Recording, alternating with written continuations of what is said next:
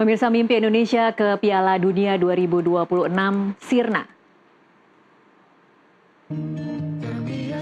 Tangis para punggawa Garuda pecah sesaat setelah timnas Garuda dikalahkan Irak 0-1 di King Abdullah Sport City, Jeddah, Sabtu 11 Oktober 2025 malam waktu Arab Saudi.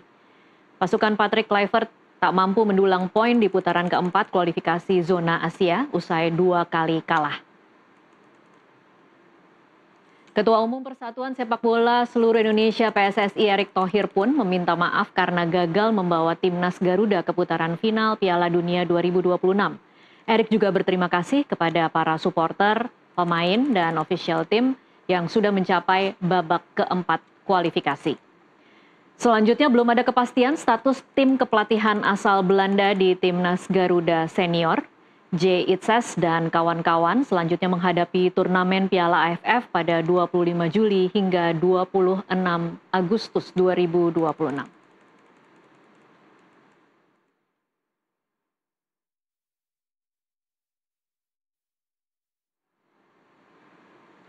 Lantas bagaimana nasib timnas Garuda ke depan? Apakah pelatih Patrick Kluivert tetap akan menjadi pelatih timnas Garuda setidaknya hingga gelaran Piala AFF pertengahan 2026 tahun depan?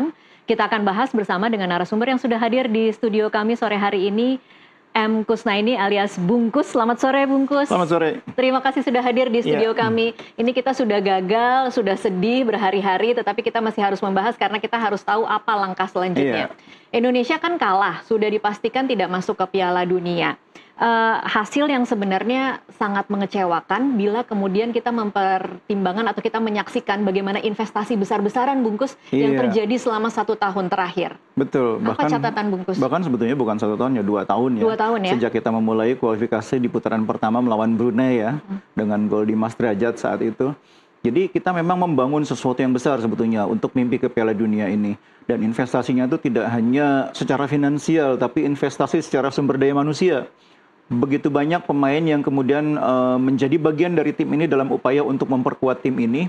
Dan itu adalah investasi yang sangat luar biasa, yang tentu publik berharap sepadan dengan hasilnya. Nah sekarang kan apapun yang terjadi kita sudah menerima kenyataan kita tidak lolos ke Piala Dunia. Yang menurut saya sekarang penting adalah bagaimana menyiapkan diri untuk 4 tahun ke depan. Itu yang paling penting.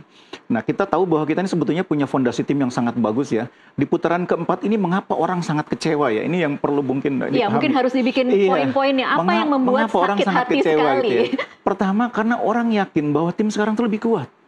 Dibanding putaran ketiga, apalagi dibanding putaran pertama, tim ini jauh lebih kuat. Bahkan sebelum putaran keempat kita sudah punya pemain baru yang namanya Audero, yang namanya Emiliano Jonathan, Mauro Zylstra. Pemain-pemain yang didatangkan sesuai dengan permintaan pelatih dan sesuai dengan kebutuhan tim. Jadi kalau dengan materi yang sama, kita sudah bisa menang atas Arab Saudi di putaran sebelumnya, tentu orang berpikir Arab Saudi lewat nih. Tinggal lawan Irak. Nah lawan Irak dengan pemain-pemain baru ini, kita 2 kali kalah lawan Irak, tapi belum ada nih nama-nama ini. Sekarang dengan ada nama-nama ini, harusnya Irak juga lewat. Kita punya keyakinan yang sangat besar, 2 pertandingan bisa kita menangkan, kita lolos ke Piala Dunia. Saya pikir bukan hanya masyarakat Indonesia, pemain ofisial yang ada di dalam tim itu punya keyakinan yang sama. Karena mereka melihat mereka sudah pernah mengalahkan Arab. Mereka sudah memiliki materi pemain yang lebih lengkap dibanding putaran ketiga. Ketika bertemu Irak, bertemu dengan Arab, kita sekarang sudah jauh lebih lengkap. Itulah yang membuat keyakinan itu begitu tinggi. Makanya ketika di pertandingan pertama dihempaskan dengan hasil yang mengecewakan, itu kepercayaan dirinya itu kemudian tidak bangkit dengan mudah untuk melewati pertandingan berikutnya lawan Irak. Jadi menurut saya kekalahan dari Irak itu terutama karena kita emang reboundnya itu berat sesudah kalah di luar dugaan lawan Arab Saudi. Dan itu juga yang membuat publik menurut saya sangat kecewa terhadap bukan pemain-pemain tapi terutama terhadap pelatih, jajaran pelatih yang menangani tim ini, karena ada beberapa judgement yang mereka buat yang menurut logika publik ini nggak masuk. Oke. Kalau kemudian ini kan bukan masalah hasil ya, mungkin selama pertandingan kita memang sudah sangat tersiksa ya Bungkus melihatnya ketika pertandingan melawan Arab. Menurut Bungkus seberapa penting sih kemudian kalau Pak Sumarji kan di beberapa statement mengatakan bahwa akan ada evaluasi. Seberapa penting bahwa tim kepelatihan itu dipanggil untuk kemudian menjelaskan apa sih yang mereka lakukan dalam 2 pertandingan terakhir yang sebenarnya sangat penting tapi terkesan kasat mata seperti coba-coba begitu. Jadi memang setiap event itu harus diakhiri dengan evaluasi. Itu prosedur yang standar standar dalam sepak bola ya. Jadi kita membentuk tim untuk kualifikasi Piala Dunia, kualifikasi Piala Asia itu biasanya ada proses pembentukan, kemudian juga rekrutmen, SDM-nya, pelatihnya dan sebagainya. Selesai itu harus evaluasi. Ini juga saya pikir dilakukan hal yang sama ya. Akan ada evaluasi terhadap manajemen tim, termasuk ofisialnya juga dievaluasi, pelatihnya, terutama pemain juga. Jadi memang ini prosedur yang standar. Tapi memang sebetulnya kalau kita baca gesturnya ofisial Pak Sumarji dalam ini yang mewakili sebagai manajer tim, terasa sekali bahwa ada sesuatu yang mengganjal di dalam pernyataan beliau, di dalam intonasinya, di dalam tekanan kata-katanya. Terasa bahwa bahkan di dalam internal pun tim sepertinya tidak puas dengan pencapaian ini ya. Dan itu menurut saya menjadi bagian yang harus diungkap di dalam rapat Exco. Dan tidak hanya rapat Exco, tapi sebetulnya lebih baik juga dipanggil jajaran pelatih mempertanggungjawabkan apa yang sudah dicapai dan kemudian dibuat judgement atas apa yang sudah dicapai. Oke, itu sampai kemudian menurut Anda harusnya memang tim kepelatihan dipanggil? Jadi, oh iya menurut saya sih harusnya iya. Kecuali kalau sudah yakin ya. Kecuali sudah yakin dengan penjelasan-penjelasan yang dibuat oleh manajemen. Ya, kalau pelatih itu kan yang bisa dilihat dengan dua hal. Pertama, pencapaian, prestasi. Jadi kan kalau kita menandatangani kontrak sebagai pelatih, kita akan diminta untuk mencapai target tertentu. Anda pegang tim ini, target Anda adalah mencapai putaran sekian gitu ya. Atau Anda harus menang sekian puluh % dari sekian pertandingan yang dilewati. Itu sudah ada gitu ya. Jadi begitu itu tidak tercapai, itu sudah bisa dibuat judgement. Tapi bisa juga pelatih tetap dipanggil karena mungkin hasilnya tidak tercapai, tapi ada progres. Secara permainan kita bagus, secara kinerja tim kita bagus. Mungkin hanya kurang beruntung. Nah itu bisa juga misalkan kita mendengarkan masukan pelatih. Tapi semua akan bergantung kepada bagaimana cara kita memahami apa yang dicapai oleh tim itu. Kalau saya melihat dari apa yang dicapai oleh tim ini, mungkin tanpa memanggil pelatih pun saya sudah melihat mereka tidak perform. Bayangkan kita 6 pertandingan resmi ya di luar uji coba bulan September, itu hanya menang 2 kali. 4 kali kalah loh, dan kalahnya itu sebagian besar melawan tim-tim yang bisa dibilang nanti akan jadi lawan-lawan kita kalau kita main di level Asia. Ada Jepang, ada Arab Saudi, kemudian juga ada Australia, ada Irak. Itu kan lawan-lawan yang akan selalu kita hadapi di kualifikasi Piala Dunia, di Piala Asia kan kita akan selalu hadapi mereka. Kalau lawan tim-tim itu masih kalah dan bahkan kalahnya sampai 0-6, 1-5. Ya tentu menurut saya sih tim ini tidak perform. Janji untuk membuat tim ini lebih baik lagi untuk lolos ke Piala Dunia itu kan dasar ketika kita merekrut pelatih yang sekarang. Ya, dan itu bisa ditagih ya Bung Gus? Itu ditagih, dan kalau saya bahkan tanpa harus menagih pun saya melihat mereka nggak mencapai target itu. Tanpa harus menanyakan kenapa. Mereka udah tahu mereka nggak mencapai target itu, tidak sekalipun menang. Tidak sekalipun menang melawan tim-tim itu. Dan jangan lupa 2 pertandingan di kualifikasi putaran keempat kita ini nggak bikin gol, dua-duanya penalti dari bola mati. Jadi secara permainan tidak berkembang tim ini dari apa yang dicapai di fase sebelumnya, misalnya putaran ketiga, putaran kedua.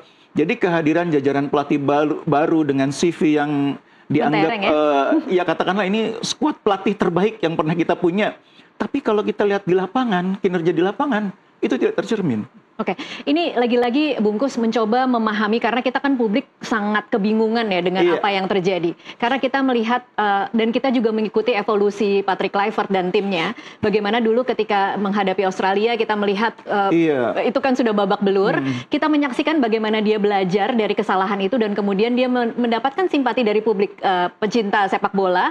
Tetapi kemudian di akhir seperti ini. Kalau Anda pembacanya apa sih yang terjadi dalam rangkaian ini? Iya, kalau kita melihat proses dari pertama kali pegang lawan Australia sampai terakhir itu, saya memang melihat banyak trial and error-nya gitu ya. Trial dan error tapi dilakukan di pertandingan yang sebenarnya. Iya, jadi ketika lawan Australia itu pertama kali pegang tim, itu kan juga mengubah formasi 3 belakang menjadi 4 belakang, yang di babak pertama membuat kita pertahanan kita dalam tanda petik kacau balau gitu ya.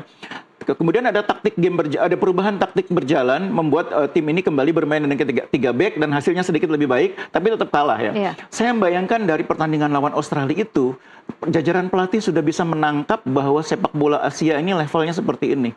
Makanya saya membayangkan sesudah bisa mengalahkan Bahrain 1-0, mengalahkan China 1-0, kita lawan Jepang nih ngelawan kita. Hasilnya akan bagus. Ternyata 6-0. Jadi artinya progresnya. Jadi yang dimaksud dengan progres itu yang mana nih? Progres dari segi hasil mengalahkan Bahrain, mengalahkan China, itu adalah 2 tim terlemah di grup kita. Tapi melawan tim-tim yang di atas kita, melawan Jepang tuh kalahnya kebanyakan. Melawan Australia juga kalahnya kebanyakan. Artinya secara teknis tim ini tidak terlalu berkembang. Nah, ketika menghadapi pertandingan yang sangat penting putaran keempat, saya juga sempat kaget ketika bulan September, pelatih mengubah formasi menjadi 4 pemain belakang lagi. Waktu itu pertimbangan saya adalah pelatih sudah pegang tim lebih dari 4 kali. Artinya sudah belajar banyak. Sudah tahu bahwa kalau mau mengubah dari 3 jadi 4, ada konsekuensinya harus begini, begini, begini. Pertahanan harus diperkuat ini. Tapi kita pertandingan berjalan di putaran keempat, kan kita babak pertama waktu kita kalah lawan Arab, itu kan berasal dari persoalan yang sebetulnya sudah lama kita hadapi. Kesalahan-kesalahan sendiri, pertahanan yang rapuh, lini tengah yang tidak support. Itu kan harusnya sudah dibenahi. Kalau tim kalah 0-6-1-5 itu kan artinya ada masalah di pertahanan. Masalah pertahanan itu kita nggak bicara soal 4 orang di belakang atau 3 orang ya, tapi pertahanan secara kolektif. Nah itu kan tidak dibenahi waktu lawan, bukan tidak dibenahi, tidak berhasil dibenahi. Sehingga waktu lawan Arab Saudi, kita di babak pertama sangat kesulitan. Dan itu terjadi ketika pelatih bereksperimen.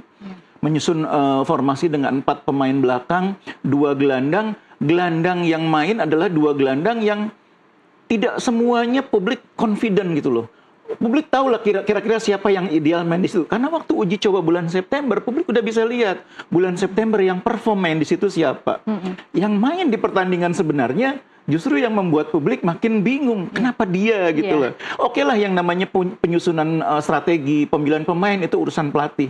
Tapi ketika sudah dibuat oleh pelatih, harus dibuktikan dengan hasil kan. Harus dibuktikan dengan kinerja yang bagus di lapangan. Nah, ketika itu tidak ditunjukkan melalui kinerja, maka kita bisa bilang pelatih nggak paham nih pemain, pelatih nggak paham kemampuan pemain. Artinya apakah kemudian Anda melihatnya bahwa Patrick Kluivert memang mencoba cukup keras kepala dengan cara yang dia yakini akan berhasil atau seperti apa? Iya, maksud saya gini. Setiap pelatih itu punya konsep ya. Jadi kita mengerti konsep kepelatihan. Yang dia yakini pasti berhasil betul kan? Ya. Tapi setiap pelatih itu paling utama itu berpegang pada target. Target dia apa? Saya kalau jadi pelatih, saya ingin bermain total football gitu ya. Filosofi saya itu. Tapi ketika saya melihat materi pemain yang saya punya, saya berpikir target saya adalah harus mencapai ini. Maka saya harus berdamai dengan filosofi saya. Yang sudah aman itu kita bermain dengan cara begini, maka saya akan memilih itu. Nah, ini yang kemudian terjadi di putaran keempat.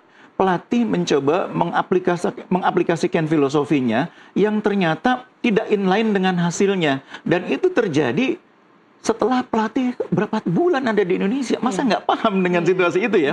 Kalau itu bagian mengecewakannya. Itu bagian ya? mengecewakan juga. Maksudnya kenapa nggak dituntaskan dulu kualifikasi sampai selesai? Nanti kalau mau bereksperimen dengan filosofinya, ntar di Piala Dunia nanti gitu loh. Waktunya akan panjang. Kalau sekarang ini kan waktunya pendek. Ya udah pertahankan tim yang sudah kuat itu. Ya dalam sepak bola Anda mau main dengan 4-3-3 silahkan. Mau main dengan 3-4-3 silahkan. Publik itu nggak pusing lihat formasi itu. Publik itu percaya terserah urusan pelatih. Tapi hasilnya mana? Kan itu. Atau kalaupun misalnya kita nggak bicara hasilnya mana. Mainnya bagus nggak gitu loh. Kinerjanya di lapangan seperti apa. Nah kalau di lapangan terlihat kita pontang-panting, kepayahan, hasilnya kalah pula. Kan kita jadi bertanya. Kenapa harus berani mengambil risiko di situasi di mana kita butuh sesuatu yang secure? Iya. Oke, baik, kita akan break dulu sejenak, nanti masih akan kita lanjutkan. Bungkus pemirsa tetaplah bersama NTV Prime, kami akan kembali usai jeda.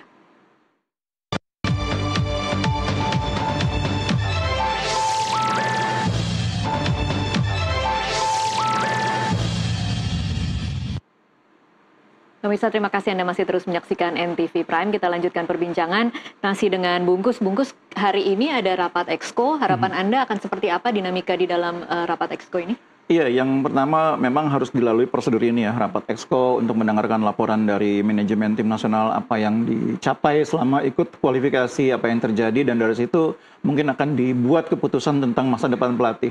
Menurut saya sih tidak akan jauh dari apa yang dipikirkan oleh publik ya, dengan kinerja timnas yang di kualifikasi putaran keempat seperti ini, lalu rekam jejak kepelatihan yang tadi sudah disampaikan bahwa 6 pertandingan kita ini hanya 2 kali menang loh. Ya kalau dihitung dengan pertandingan persahabatan lawan Lebanon, lawan Chinese Taipei, oke lah kita menang 3 kali. Tapi jangan lupa loh pertandingan-pertandingan di mana kita lewati 8 pertandingan itu, kita memang mencetak 8 gol. Tapi 11 gol, tapi 6 di antara itu waktu lawan China Taipei. Kemudian di kualifikasi putaran keempat kita mencetak 2 gol, dua-duanya penalti. Jadi artinya kalau secara teknis kinerja tim nasional itu di tangan pelatih baru ini sebetulnya tidak terlalu luar biasa. Bahkan kalau saya bilang tidak ada yang bisa dibanggakan secara teknis gitu ya. Nah kalau itu yang jadi patokan, harusnya sih kita perlu pelatih baru ya. Pelatih yang menurut saya lebih siap untuk membuat tim ini bisa sampai ke Piala Dunia 4 tahun lagi. Jadi kita nggak perlu berpikir jangka pendek sekarang mikirin SEA Games, mikirin itu jangka pendek.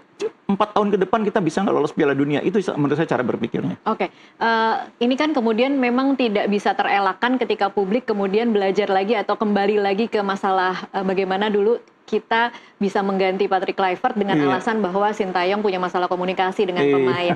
Nah kemarin kita menyaksikan bagaimana Patrick Kluivert kemudian merubah-rubah formasi dan lini pemain. Kita melihat bagaimana beberapa pemain kewalahan di posisi yang tidak familiar untuk mereka.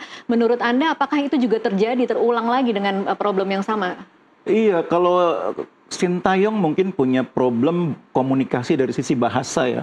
Tapi kalau menurut saya tim ini di tangan Kluivert punya problem komunikasi dari cara bagaimana pelatih menjelaskan konsep bermainnya, game plan-nya. Karena kalau kita lihat pertandingan lawan Arab Saudi, kelihatan bahwa pemain tidak cukup memahami apa yang diinginkan oleh pelatih.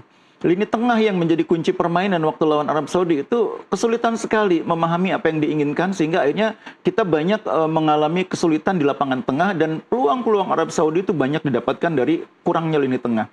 Jadi artinya pemain yang dimainkan itu kan pemain berpengalaman. Iya, ada profesional Mark, semua ada ya. Joy Pelupesi, artinya pemain-pemain yang sudah tahulah asam garamnya permainan. Tapi kenapa mereka tidak bisa perform? Ya ini karena pelatih mungkin tidak bisa menjelaskan konsep yang dia inginkan. Jadi problem komunikasi di level di eranya Sintayong mungkin dari sisi bahasa. Tapi kan dalam sepak bola sebetulnya bahasanya itu universal sebetulnya. Tidak harus bahasanya sama. Korea Selatan itu pelatih yang paling berprestasi sepanjang sejarah mereka. Itu orang Belanda, Gus Hiddink, bukan orang Korea. Jadi bukan masalah bahasa sebetulnya. Tapi bagaimana pelatih menjelaskan konsep bermainnya, bagaimana membuat pemain paham apa yang diinginkan. Itu kan yang paling penting. Ya oke lah memang waktunya Kluivert mungkin tidak cukup panjang ya. Kalau Hiddink dulu sampai 1,5 tahun pegang Korea, Kluivert mungkin nggak sampai setahun. Tapi kan salahnya sendiri masuk di tengah jalan. Iya, salahnya sendiri masuk ke tengah jalan. bukan salah kita ya. Iya, betul. Tapi kalau belajar dari dua pelatih itu, bagaimana sebenarnya seharusnya kita memilih pelatih berikutnya agar kemudian tidak terjadi problem yang sama seperti ini? Nah, itu tadi yang paling penting itu kita punya konsep tentang bagaimana kita membentuk tim itu dulu. Ya, konsepnya dulu seperti apa. Ya. Jangan konsep yang kemudian di tengah jalan berubah-ubah hanya karena pertimbangan personal gitu loh. Jadi kita konsep katakanlah ke Piala Dunia 4 tahun mendatang, target kita adalah lolos melalui kualifikasi langsung dari Asia. Nah, kalau kita lolos dari kualifikasi langsung Asia, nanti kita petakan, kita kemungkinan akan bersaing dengan siapa, region kita akan seperti ini. Pelatih harus punya konsep itu. Kita katakanlah lolos dari kualifikasi tahap pertama, nanti kita akan masuk ke tahap kedua, nanti kita akan bertemu dengan lawan yang lebih berat dari Asia Barat, Asia Timur, kita siapkan materi pemain yang seperti apa. Nah, kita sekarang petakan pemain yang sudah kita punya ini seperti apa. Dari tim yang sekarang yang masih bertahan sampai 4 tahun lagi siapa yang masih akan bertahan sampai 2 tahun lagi Piala Asia, sesudah itu 2 tahun kemudian harus merelakan tempat. Itu harus dipetakan dari sekarang. Pelatihnya harus punya konsep itu. Nah, pelatih yang punya konsep itulah yang menurut saya harus kita beri kepercayaan, kita beri ruang untuk menangani tim ini dengan target sementara adalah Piala Asia. Jadi kalau sampai Piala Asia bisa mencapai target, oke lanjut sampai Piala Dunia. Tapi kalau Piala Asia nggak mencapai target, masih ada ruang buat kita nih untuk katakanlah menghentikan dia, tapi masih ada waktu ke Piala Dunia. Nah itu harus dilakukan secara konsisten. Jangan di tengah jalan, tiba masa, tiba akal, lalu berubah semuanya. Ini lagi-lagi sebenarnya Bungkus, kalau Anda melihatnya ini tugas federasi kah? Karena kan jangan sampai nanti mendekati kualifikasi baru kemudian buru-buru cari pelatih atau buru-buru cari pengganti pelatih. Kadang-kadang kan suka seperti itu. Iya, sekarang ini kan kita sudah punya pengalaman bahwa kita pernah mencapai fase yang sangat jauh di Piala Dunia, kualifikasi ya. Kita tentu ingin agar sesudah kita gagal, kita bisa mencapai lebih jauh lagi dan itu artinya kita lolos ke Piala Dunia. Jadi kalau lihat kemarin kan persiapan kan hampir 2 tahun ya. Iya. 2 tahun, bahkan kalau dihitung eranya Sintayong dari mulai membangun tim itu kan hampir 4-5 tahun ya. Oke lah kita bicara 2 tahun dari kualifikasi paling awal. Nah, kalau kita pengen membangun tim dari situasi kayak dulu, kita butuh waktu 2 tahun. Tapi kan sekarang kita punya tim yang sudah jadi. Nah, kalau gitu sekarang mungkin kita waktunya akan lebih pendek. Nah, tapi yang paling penting lagi arahnya kemana? Arahnya kemana? Dan kalau kita melihat pengalaman kemarin kan sebetulnya kita sudah ada di level di mana kalau kita main di Asia Tenggara kita ini sudah cukup kuat ya. Kita lawan tim-tim Asia Tenggara ini kita dengan materi yang sekarang rasanya sih kita sudah bisa lolos. Sekarang tinggal bagaimana kita bersaing dengan tim-tim yang levelnya sedikit di atas itu dari Asia Barat, Asia Timur. Nah, itu saya pikir yang sekarang harus menjadi pemikiran PSSI. Bagaimana menyiapkan konsep untuk 4 tahun ke depan, jajaran pelatihnya siapa, pemetaan pemainnya, program-program nanti terkait dengan kompetisi, youth development, semua harus satu kesatuan yang terintegrasi. Oke, desakan pelatih dicopot, Ketua Umum PSSI mundur, haruskah dilakukan, Bungkus? Kalau menurut saya pertanggungjawaban terbesar itu ada di tangan pelatih. Karena pelatih yang mendapat kepercayaan untuk menangani tim ini ya. Dan salah satu alasan mengapa kita memilih dia karena kita punya keyakinan dia yang akan membuat tim ini lolos. Tapi kan ternyata tidak terbukti. Jadi menurut saya bagi pelatih tidak ada pilihan kecuali menurut saya harus cari yang lebih baik. Jadi saya nggak bilang harus diganti ya, tapi cari yang lebih baik. Cari yang lebih baik. Cari yang lebih baik. Itu sama aja nggak sih? Tapi kalau untuk PSSI kan kita menilainya bukan hanya dari tim nasional. PSSI itu kan sebagai asosiasi. Kalau dalam istilah FIFA namanya kan member ya. Itu kan ada tim nasional, ada kompetisi usia muda, ada yang namanya kompetisi amatir, ada yang namanya kompetisi profesional, grassroots, sepak bola wanita, futsal. Itu kan semua wilayahnya PSSI. Nah, kita harus menilai secara adil, tidak hanya dari tim nasional gagal terus kita bilang ketua umum gagal, nggak bisa dong. Kita harus fair juga. Oke, jadi kita akan saksikan bagaimana hasil rapat Exco ini, apakah kemudian akan mengerucut pada pertanggungjawaban yang diinginkan oleh publik. Terima kasih Bungkus untuk waktunya bersama kami. Dan pemirsa tetaplah bersama NTV Prime, usai jeda kami masih akan kembali dengan sejumlah informasi lainnya. Sesaat lagi.